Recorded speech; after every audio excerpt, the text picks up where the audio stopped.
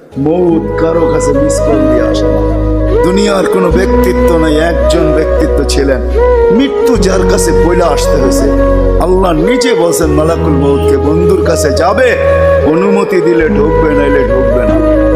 অনুমতি নিয়ে বুকে হাত রাখবে, নাইলে রাখবে না। আমার বন্ধুর অনুমতি ছাড়া হাত রাখবে না বুকে।